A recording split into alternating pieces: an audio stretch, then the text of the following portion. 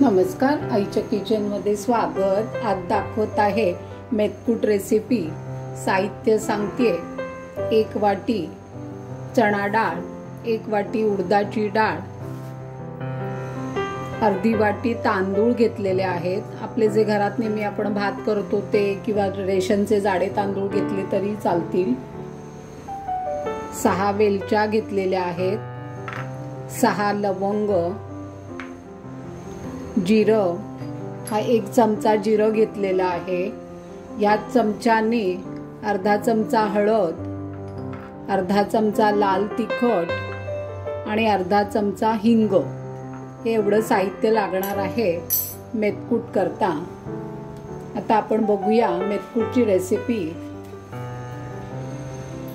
तर गॅस सुरू केलेला आहे, गॅस बारीकच ठेवायचा आहे। मंद आचेवरच आपल्याला हे सगळं भाजून घ्यायचंय।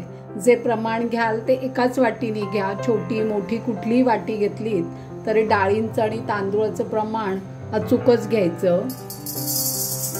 चणा डाळ भाजून घ्यायची आहे आपल्याला। त्याचा एकदम गुलाबी रंगावर आणि काळपट नाही करायची आहे, कुरकुरीत होईल अशी डाळ भाजून घ्यायची आपल्याला।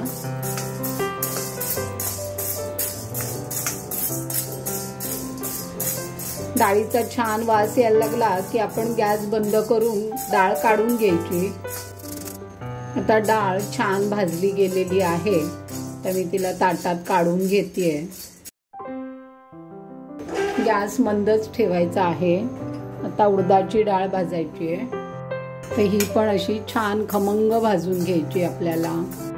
तर उडदाची डाळ पण छान भाजून झालेली आहे, तर तिला पण काढून घ्यायची आहे ताटात। आणि आता तांदूळ भाजायचे, तांदूळ पण छान भाजून झालेले आहेत। तर गॅस बंद करतेय। गॅस बंद केलेला आहे, कढई गरम आहे। आता त्याच्यात हे जिरं, वेलची, लवंग हे सगळं छान परतवून घ्यायचंय। गरम आहे त्यामुळे छान शेकलं जाईल ते। आणि आता त्याच्यातच हा हिंग, हळद आणि तिखट हे सगळं घालून परतवून घ्यायचंय। कढई गरम आहे त्यामुळे छान भाजलं जाईल ते। तर छान हे मी परतवून घेते अर्धा मिनिट। आणि ते सगळं ह्याच्यातच काढायचंय।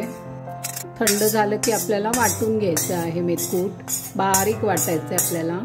आता हे सगळं छान थंड होऊ दे। आता हे गार झालेलं आहे, आता आपण हे त्याला मिक्सरच्या भांड्यात सगळं काढून घेऊन बारीक वाटून घ्यायचं आपल्याला, म्हणजे आपलं मेथकूट तयार होईल। आता मी छान वाटून घेते। मेथकूट छान दळून तयार झालेला आहे, कलर किती छान आलेला आहे। आता मी हे काढून घेतेय भांड्यात। छान एकदम मस्त गुळगुळीत छान वाटलं गेलेलं आहे, जसं आपल्याला हवं होतं तसं। मेथकूट तयार झालेलं आहे आपलं।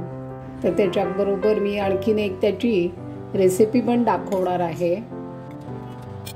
हे मेथकूट छान थंड झालेलं आहे। आता त्याच्यात हे मीठ घालायचंय। 3 छोटे चमचे मी मीठ घातलंय। आणि आता हे छान मिक्स करून बाटलीत भरून ठेवणार आहे। छान हळद, वेलची याचा खूप सुंदर वास येतोय। लवंग घातलेली आहे, हळदीमुळे पण छान पिवळा पिवळा रंग आलेला आहे। मस्त मेथकूट तयार झालेला आहे। आता एक त्याची पटकन होणारी मी रेसिपी दाखवणार आहे। मी हे बाटलीत भरून ठेवतेय। थंड झालेलं आहे मेथकूट। थंड झाल्याशिवाय बाटलीत भरायचं नाही, बाटली डब्बा जे काय असेल ते। मेथकूट तयार झालेला आहे। आस्वाद घ्या, लाईक करा, शेअर करा आणि कॉमेंट्स करा।